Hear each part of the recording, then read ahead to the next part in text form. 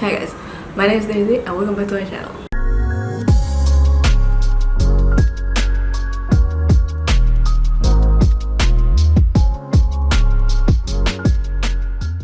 So I got me some iced coffee.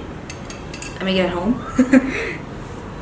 And welcome to the first week of magical readathon, the spring equinox, and the entire description and all about it I will link it down below.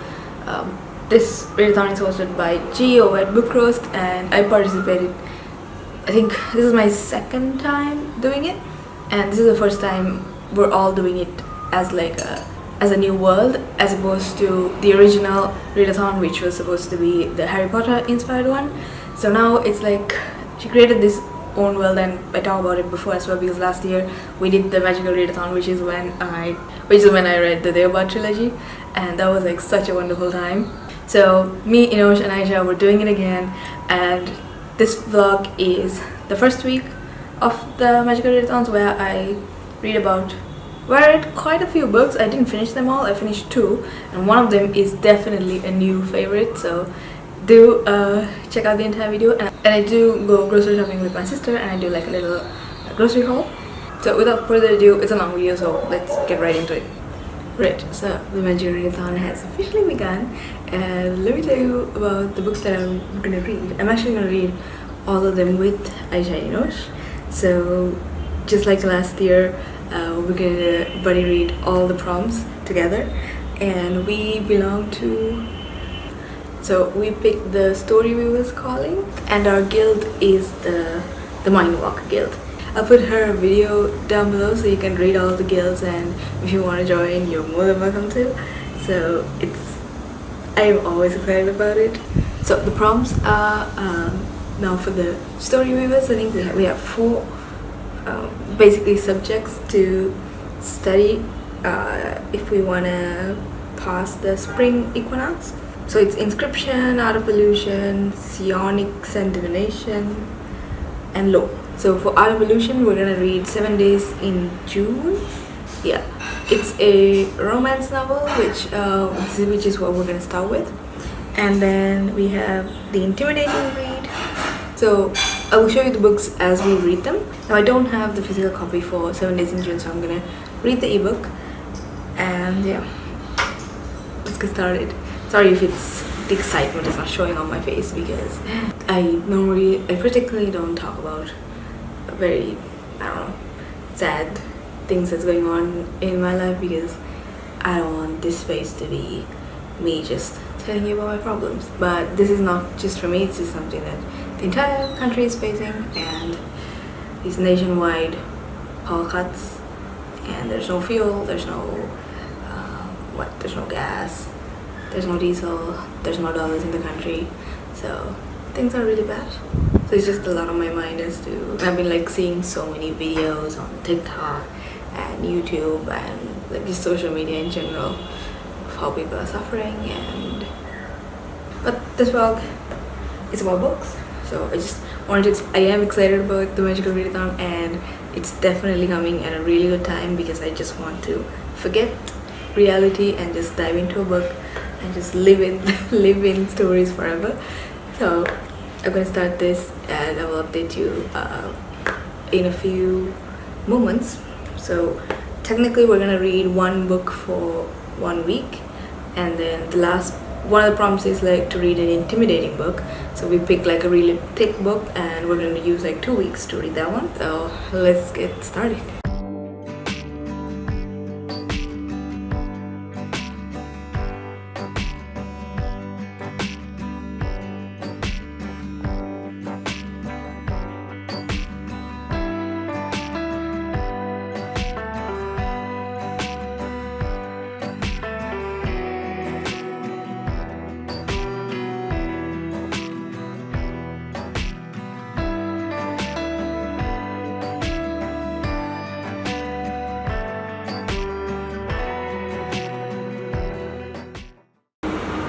Right, so an update. It is Monday now.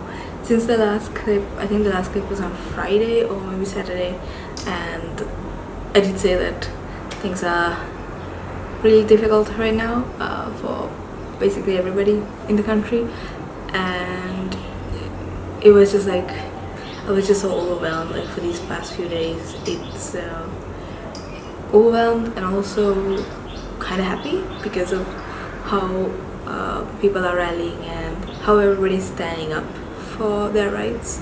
To keep it very, very short and simple, this country is facing like a severe economic crisis with, you know, there's fuel shortages, there are people standing in line with just cans waiting to get diesel, and don't forget, like, it's like 30 degrees Celsius here right now, so some people are just there in line all day just to get a can of diesel for just anything.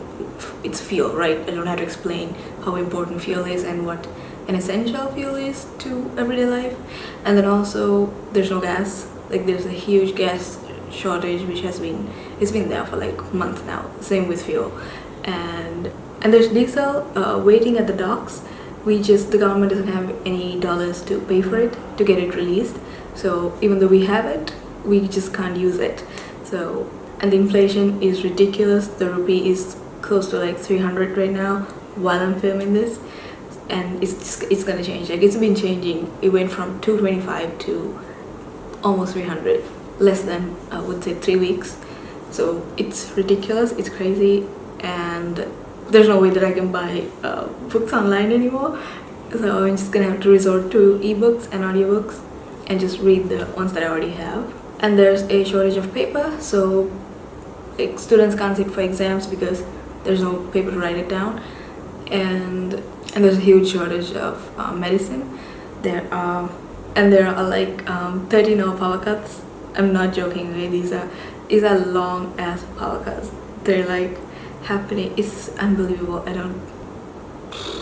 And of course, like, and the electricity bills are like fucking high now because there's no fuel. So there's a lot of things happening in the country. It's not just one, and it's because of this severely corrupted government that all of this is happening, and that is why people are protesting, people are going to the streets, and they're sick of it. Like, I'm sick of it, we're all sick of it. So anyway, just all the links are down there. Just educate yourself, spread awareness.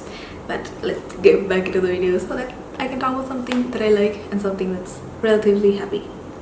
So I think I had mentioned that the first book we're gonna read is for the prompt a trope we like, and that is 7 Days in June. So this I finished last night, and I gave this 4 stars. It is one of those, it's a romance, but it was done so well, and it didn't, like, reading it, these characters felt so real. It's about these two people who had a very special week years ago. There was like 7 days in June, and they fell in love. They basically shared their pain. Like, they were going through so many things during that time, and they eventually become writers who meet up at this panel, like I think 15 years later, and realize that they have been writing about each other in their books, and then you follow 1 week in present day with like flashbacks to what happened 15 years ago, and it's just a very simple but very emotional romance story. Like I don't know, I feel like I like those stuff better than the flowery and cheesy romance, which I always read for as a palate cleanser. But this had a plot. This had like really great characters and just people who felt more realistic, as I would say, than your normal romance characters who basically have tunnel vision sometimes. But I really enjoyed this book, and not much to say without spoiling it, because a lot of their relationship and what they experienced, it's more to do with leaning on each other and sharing each other's pain, and there's a lot of discovering yourself, which is great. And I gave it 4 stars. I didn't particularly like the ending because the ending was fine. I'm glad it ended that way because it was like a happily ever after for both of them, but also it felt kind of neatly wrapped, like too neatly wrapped. And also there's this kid called Audrey. You might feel like when you're reading it, like this character is a little too unrealistic for a 12-year-old, especially the way she talks. But I would say there are kids like that who are basically too mature for their age and can hold a conversation with an adult. They're very rare, but they exist. So I would say while I do understand why people say that about this character, I also feel like she's not unrealistic. People like that exist. You also see a big difference to who they were when they were kids and who they are now, which is, I feel like, what the story is trying to tell you. And they met when they were kids and they weren't ready for each other, but years later, like, it was fate that they met again and they found each other, and it was so nice, and I felt really happy reading it. And you might think like maybe a week is not enough for people to fall in love, but I think the writer made it so that you actually believe it could happen, especially because of who these characters are and what they went through and how they helped each other in their 1 week. A lot of things did happen, so I did believe it for these characters. I wouldn't say it's realistic for everybody, but the way these characters were developed and the events that unfolded in that week made it seem possible for them to fall in love, even if it's not like mature, lasting love.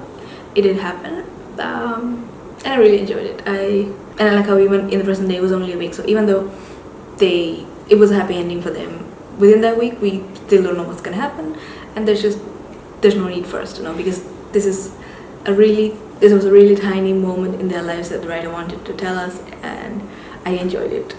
It was a very distinct romance novel, and it's definitely gonna be up there. I think I might want to read it again later on, because it felt like it's very heartbreaking and sad, but also very beautiful, so highly recommend.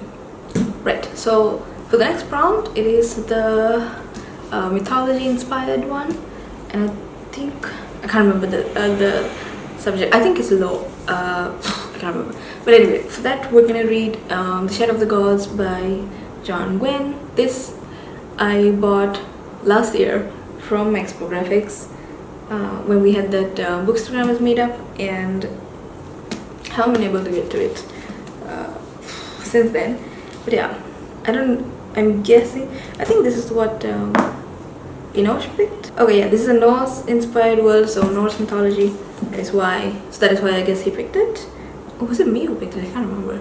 I don't know. So anyway, we're gonna read this. I have no idea what this is about. I know the second book is out, but I did hear that a lot of people like this, and of course, like, I immediately wanted to get this because this scene reminds me of Game of Thrones when Jon meets Drogon for the first time.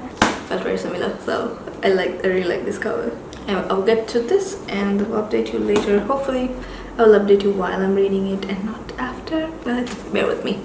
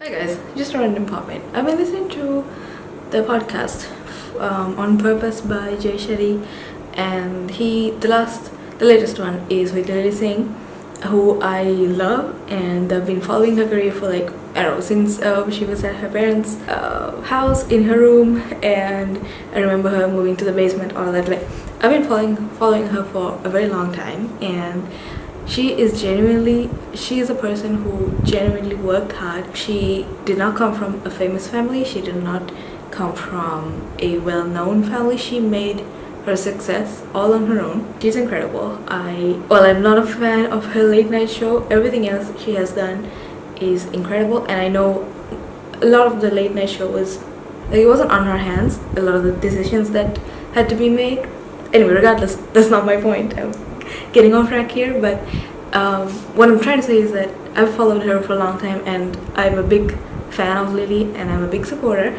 So I'm listening to this podcast, and they're talking about like discovering themselves, and she's talking about how like most of her life, like she followed a career and like followed like success and making money, and which is all great, and she's gone on to realize that it doesn't make her as happy as she thought she would be. So all these people, they talk about this, like once they realize they're not happy with the success of their careers or whatever they discovered, they go on to finding themselves and finding true happiness, which is all great.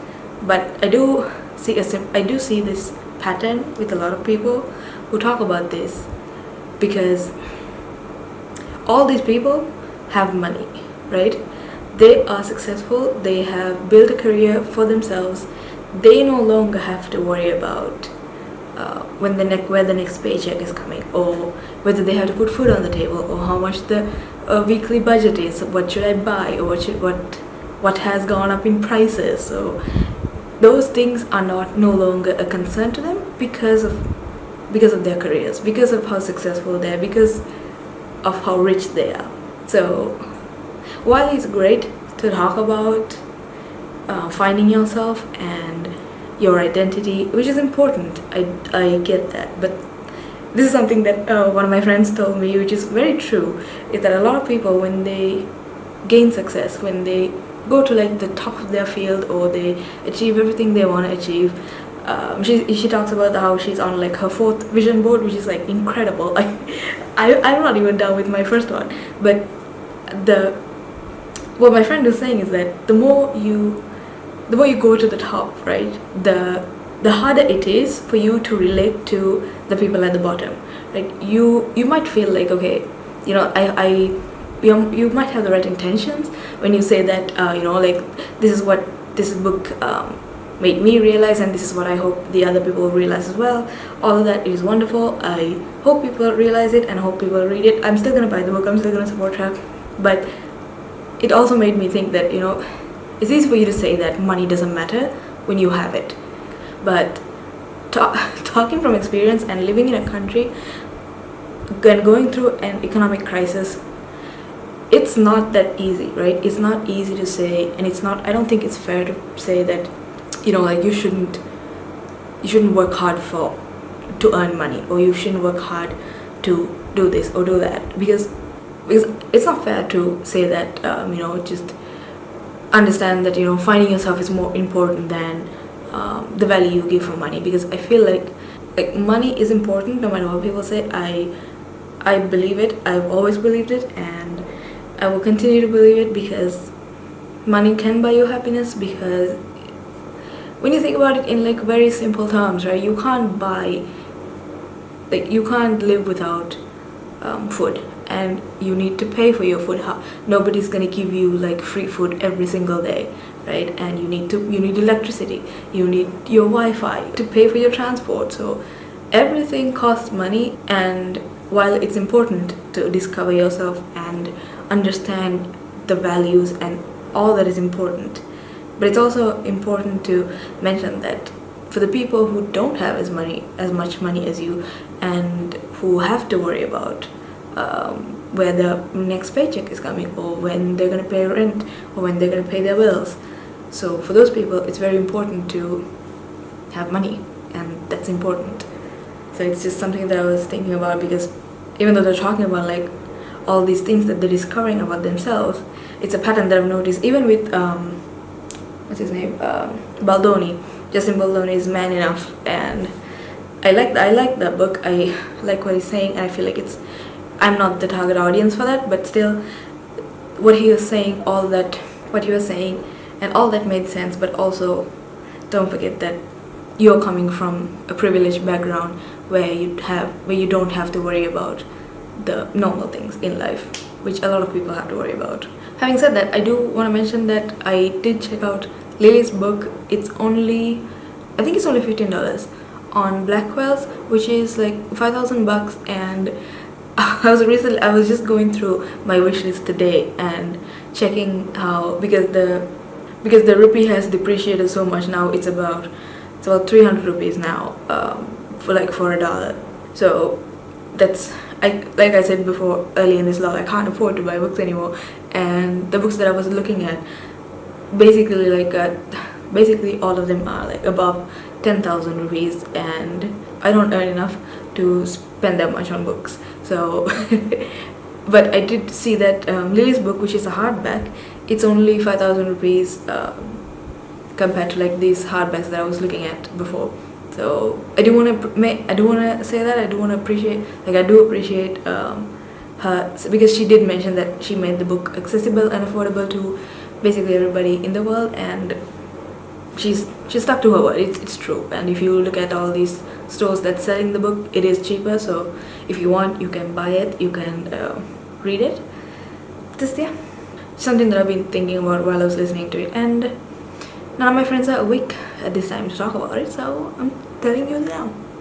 Alright, hello. If you could only see how you're standing, you're on top of the shelf, but it's actually a really great and easy way to place the camera. But anyway, I wanted to show you something. So my two best friends came over a few days ago, I think it was the day before, and they gave me a housewarming gift / a birthday gift for my, and it's honestly the best thing ever. This is something I wanted, right? And they got it for me. Let me show you, okay? I've never had this before, and when you see it, you realize how much it means to me, because it's mine. So it is a coffee maker. I mean, like, I'm so excited. I've been actually playing with this thing for like days now. It's really cool, man. I've never had a coffee maker before. Like, I think we had an espresso machine that my mom brought like from like a long time ago, but it's just like, it was all in French, so none of us knew how to use it, and it's very difficult to use it as well. This is so easy, it's so handy. So I know, I'm really liking it. So I'm just like trying different ways to make coffee and trying out different things. It tastes so much better with a coffee machine. So I know why people always purchase those, because there's a difference when you have coffee from a machine like that grounds the beans. I'm going way too long about a coffee machine, but I like it. So while I'm here, I kind of want to do a small food haul. Like, it's not really a food haul, it's more like I got a few things from this Chinese store a few days ago, and I just wanted to share them with you guys. I don't know if you care about this stuff. Don't just skip ahead, but I want to show them because I'm excited about them. When I was in the UK, I lived with I made a lot of friends from China, and then I went to China with one of them. The vlogs are there, but I think I unlisted them because they're not bookish vlogs. So, but anyway, it was Chinese cuisine is one of my favorite in the world because it's just so simple and spicy and very healthy for you, but also like it's so flavorful. Like, you don't realize it when you see what they put into the stuff, because it's very simple. It's like 1 or 2 ingredients, but somehow those combinations work so well.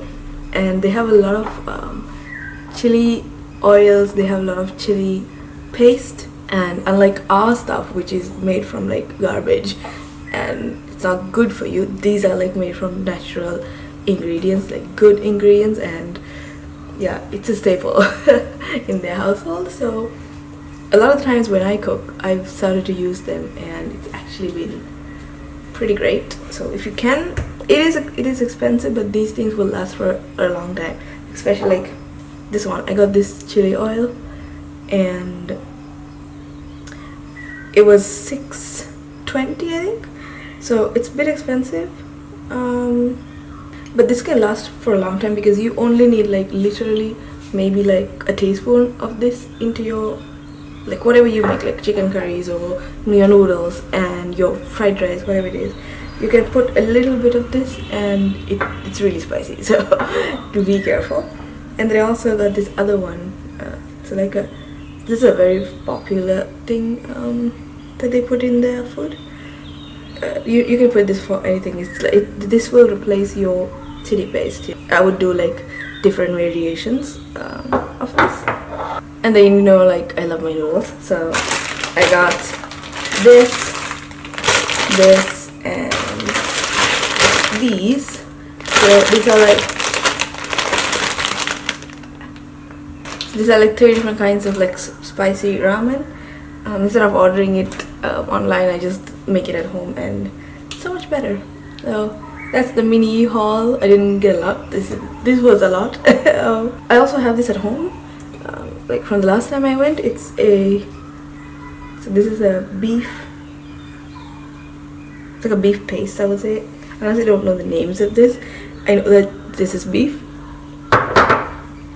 So again, I put it to like different things. These are all like very versatile sauces that you can just basically put it to anything and it'll taste really good. So that is it. In terms of reading, I need to start. So I'm gonna make some coffee now, and then I'll tell you about the audiobook I'm listening to, because and also I can update you on Shadow of the Gods like a bit now.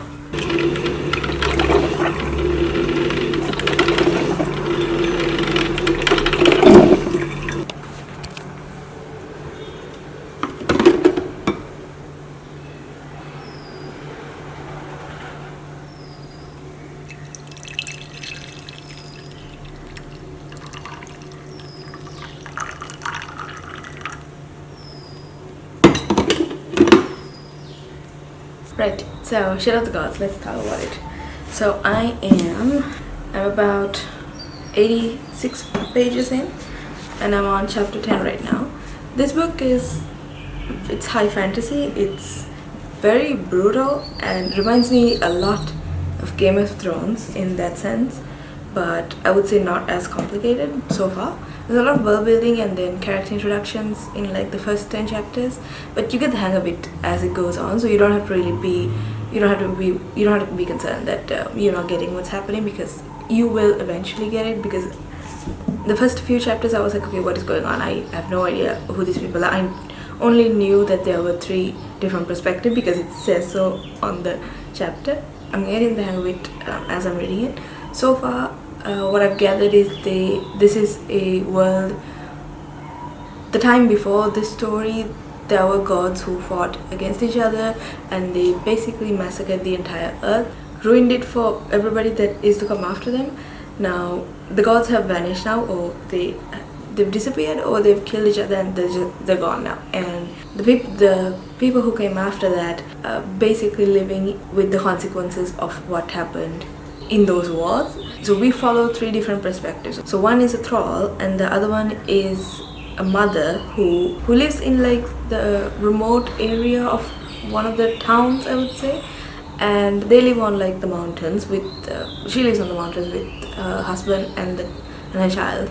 And then you also follow this other, she's a noble woman who has joined a gang basically. Like after this War of the Gods, there were different remnants of these, like the gods' power in like different things, in like bones and different parts of like the earth. So there are people who take these bones and they use it to harness their own strength, their agility, their speed, and their awareness. So that there are different clans, or there are different gangs who have formed, and there's also these different creatures roaming around the earth right now, and they are very a lot of them are very violent and vicious, and they basically they love to eat humans. So these gangs have formed, and they kill these beasts for a sum of money. So and this noble woman has joined one of these gangs called, I can't remember, I think it's something grim, whatever. And then the thrall also, on his quest, he goes and joins this blood swan gang, which is the name of the series. I think it's called the Blood Swan Sea Saga, or I'm not sure, but it's Blood Swan. So he has just joined it. I actually haven't gotten to that chapter yet, I'm still with the two women, one the noble woman and the other one is the wife. And I know that like now when you go to like the wife chapter, there's also this queen that they keep talking about, and how they're living on her land, but they don't necessarily take part in that politics and whatever it is. So, and they're kind of forced to go and attend this thing, I don't know what it's called. And then also the noble woman and her crew has docked on like this island, and they're there for something. I just don't know what it is. We'll see. I think they're looking for a fugitive. They like the law that he's bringing out with like it's very simple and it's very easy to pick up. It's not a lot of info dumping. I'm also listening to the audiobook for Shadow of the Gods as I'm reading it. But so far, yeah, I'm really liking it. This book is like, I'm glad I stuck with it because at the beginning was a little slow and confusing, but it's happening, and there's like it's very brutal, like especially the chapters with the thrall, and also there are other thralls like belonging to like different people, and the shit they have to do is very it's very inhumane, and I guess yeah, it's a hard pill to swallow, but yeah, but the story is really good. Okay, so now off to the other audiobook that I'm listening to. It is called Dead Silence by S.A. Barnes. This is a sci-fi and I am loving it. It is incredible. I'm only a few chapters in. I started it last night after I finished this other one called Granny's Got a Gun. I saw that Olivia has read it and I tried it, but it's not for me. It's really boring, and it started off funny, but then also I couldn't care less about the mystery and what's happening. So maybe I'll keep it to read as like a very, it's only 2 hours long on audio, so maybe if I want like a short read I might continue with the series, but no, I gave it 2 stars. It's not that good. But then I started this Dead Silence. It's actually it was an anticipated release for me because I wanted the book. I put it on my wishlist as well, and this sounds really cool. They pitch the story as Titanic in space. That is exactly what this book is, right? This crew who basically they are like a maintenance crew, and they go, so while they're on their last mission, because the government or the corporations, because this is a very cyberpunk era, I would say, where corporations have taken over, and it's like there's tech involved, and their space travel is like just a normal like an everyday thing for everybody, and there are like colonies, and so they live on this so this is like a maintenance crew where they go to like this thing, like I think it's like a belt, where the belt which is like the farthest you are, where it's safe to travel within the system. So the power just went out, so that's great. So you have the protagonist, her name is Claire, and she is somebody who loves space travel, and she loves to be away from away from humans. So she's kind of like really sad about the fact that this is the last time she's allowed to go on these maintenance missions, because the corporations have realized that it's easier to just use robots to do all this, because there's no human error, and they just get the work done faster. So that means like she's out of job and she has to return to Earth, I think, or one of her colonies. I'm not too sure about it. So she's very bummed out about it, and so we start off like that, and then they get this distress signal that was used like years ago, and something that they no longer use, but they go to check on it, this is like further from the belt, so there's like really no one to help them out if they get into trouble, because technically they are the help if somebody is out there and asking for help. So they go there and they find out, and they discover this ship, right? And this ship is basically Titanic in space. It is the first and only luxury cruiser that went out to space. So the idea was it is a luxury ship in all the right ways. Like they have like real wood on the floor, and they have gold faucets, and they have real grass. Meat that was once living beings, because like when you're in space, like these are luxuries that you get from Earth, right? So basically that's how it is. And they also apparently they have like an infinity pool, so yeah, you can actually swim it looks like you're swimming in the stars. It's incredible. Like the way they describe it is so cool. And it left on its maiden voyage just like the Titanic, and then disappeared. It was supposed to, so it was like a tour of the entire solar system, and it was supposed to be like a year-long voyage, and it disappeared 6 months in. Nobody knew what happened to it. I think there were like 350 crew and then 300 passengers on board. So it disappeared. Nobody knew what happened to them, and the corporation, or like the company that funded it, was acquired by this other corporation, which is basically running the world right now. And that's where I am. Like they discovered it and they want to go check it out, and also they realized that something really bad has gone down. I'm not going to spoil it. I don't want to spoil it for you, but they go check it out and they discover like something really horrible, but it's so good. I think I might just like continue with it right now because I can't stop thinking about it. I really like it. So let's see how it goes.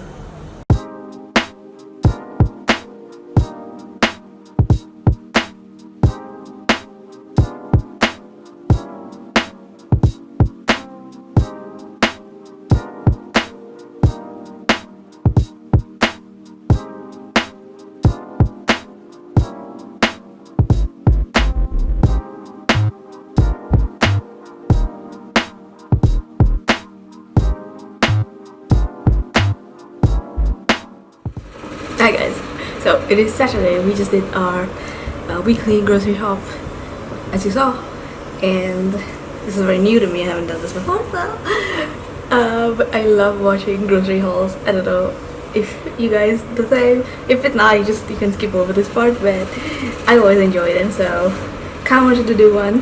And so let's start. We usually shop at Kiehl's because that's just what's closest to us. So let me show you what I got. So we got eggs because we're running out. I think there's like 3 or 4 left inside. And then we have cream cheese, which is like, we usually use that for like what? Sandwiches and wraps, that sort of thing. I don't really have to explain. And we got some pads. I want to show it because we use it. And then bread, it's the one we get. My sister likes this, so this is the one we always get. And then I also got these. This is so handy and it's so easy. Like whenever you're making like curries, like chicken or prawns or any kind of meat, I would say. So like you can put this with, just put this and mix it with water and just cook the meat in it, and it tastes amazing. Like this is so handy. Like you don't even have to use like a lot of other spices because it's all mixed in. And whenever I go, I pick one of these up. It's like 150 bucks and it's totally worth it. And I got some ginger powder, some garlic powder, because I want to make this chicken curry that I saw on like this TikTok person called Liana, and she made this really nice chicken curry that I kind of want to try. And for that you need ginger powder. I don't usually use a lot of ginger on my food, but yeah.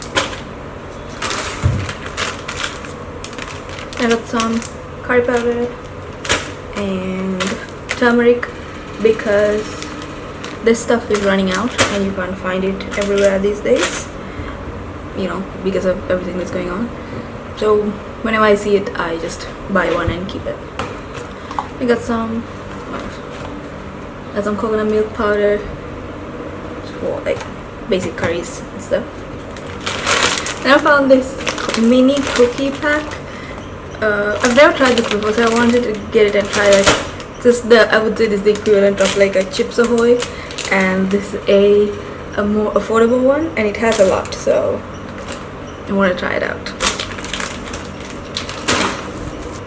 Then more cheese, chocolate. Got these Ravella chocolates. Like I'm not a Ravella fan, but these, and this is not available everywhere either, so like I had to like something that they don't produce a lot. But this coconut flavor is really good. I really like it. Then we have some sausages and meatballs. I love my meatballs. I make a really good meatball, so we always have it in hand. This is my sister's favorite cook. Some chicken thighs, which I'm just gonna put this in the freezer. Then we have some yogurt. I don't normally eat yogurt, but this is what my sister likes, the Highland set yogurt. Some onions and carrot, chili, what is this? Green chilies and cucumber. So cucumber, I usually put it with a chicken curry. I don't know if you've tried it, but it tastes really good than just having it on its own. And then finally some Chinese cabbage, which is cabbage, I mean this is what they call it.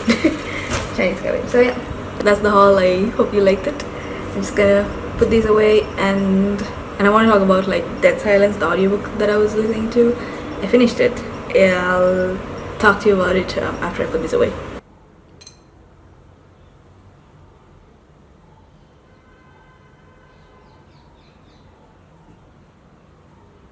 Right, let me give you an update on Dead Silence.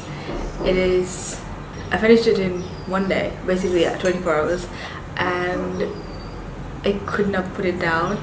It's such a page turner. It's very similar to my reaction to Rock Paper Scissors, when the scenes are so intense that you just can't put it down. You can't stop thinking about it even when you put it down to do other things.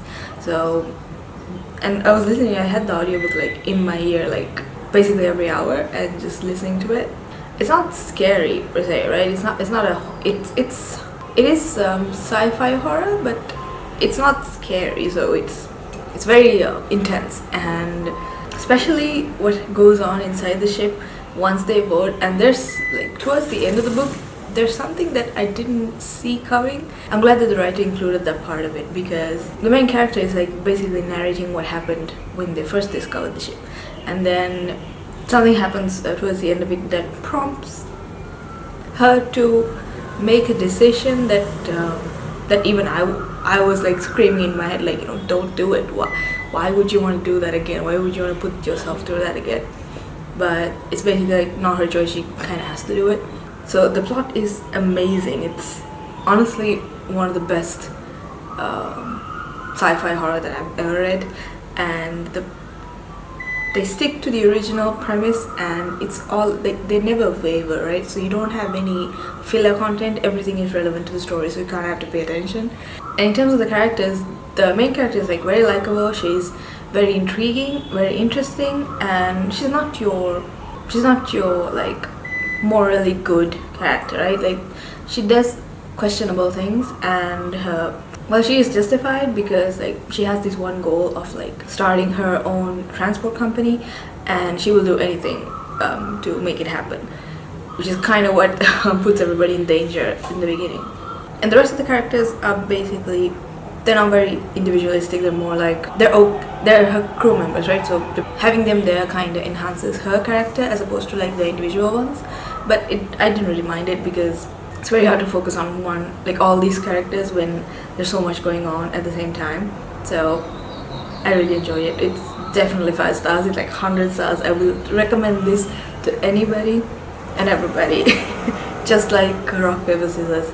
If you read Rock Paper Scissors and liked it, I highly recommend you pick this up, because it's the same vibe, and it's the characters that drive the story, and it's very psychological, right? So a lot of things are happening.